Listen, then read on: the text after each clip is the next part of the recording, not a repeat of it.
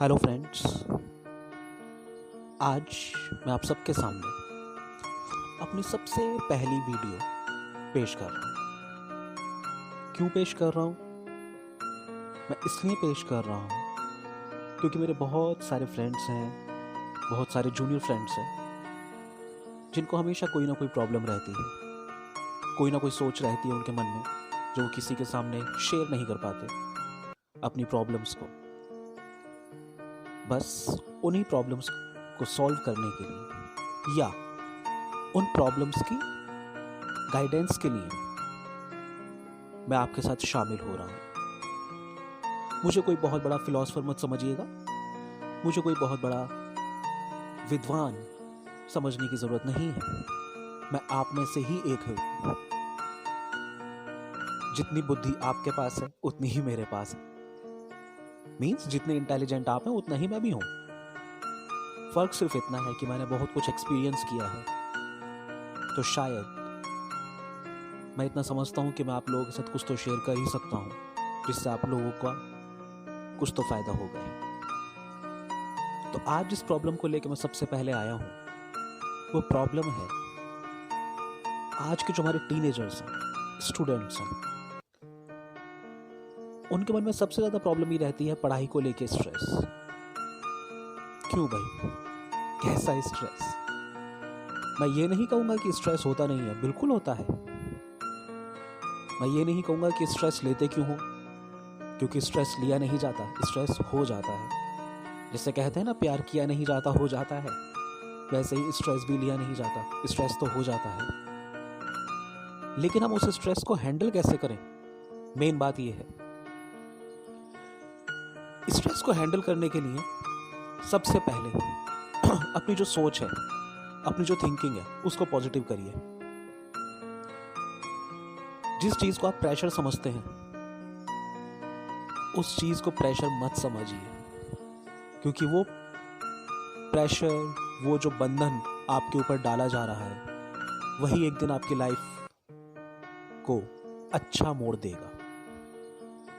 कहते हैं ना, मम्मी पापा का बहुत ज्यादा प्रेशर है।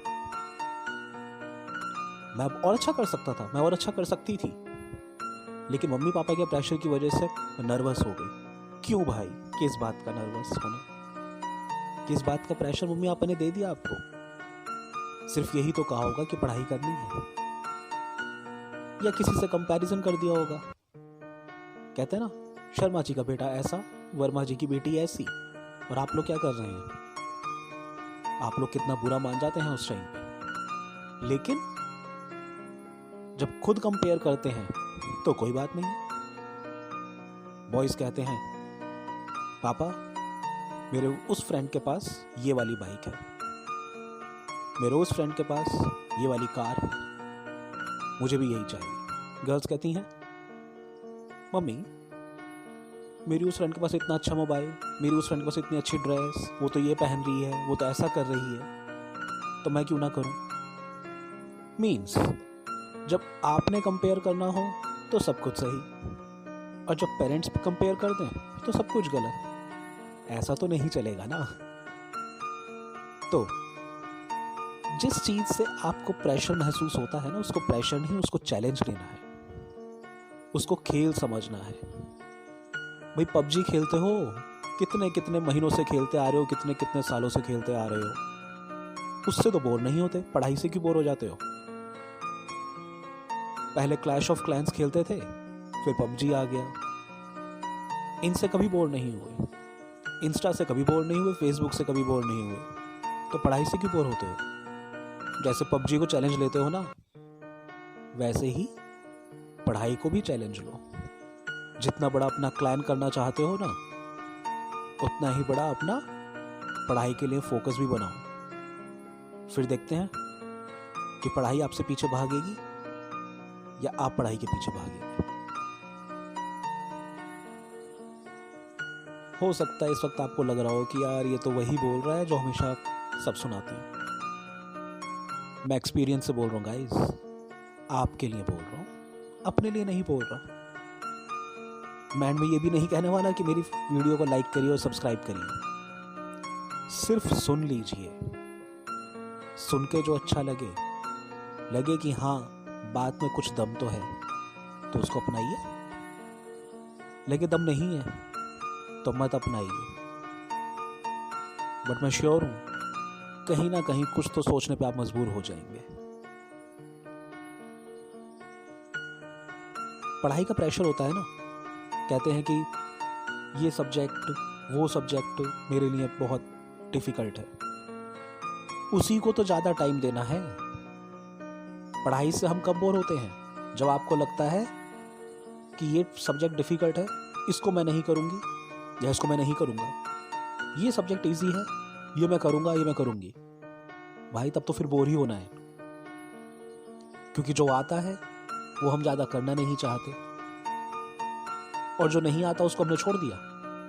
उसी को तो ज़्यादा छूना है, उसी को तो ज़्यादा पढ़ना है। तो देखना आप अपने आप उस चैलेंज के लिए तैयार होते चले जाएंगे।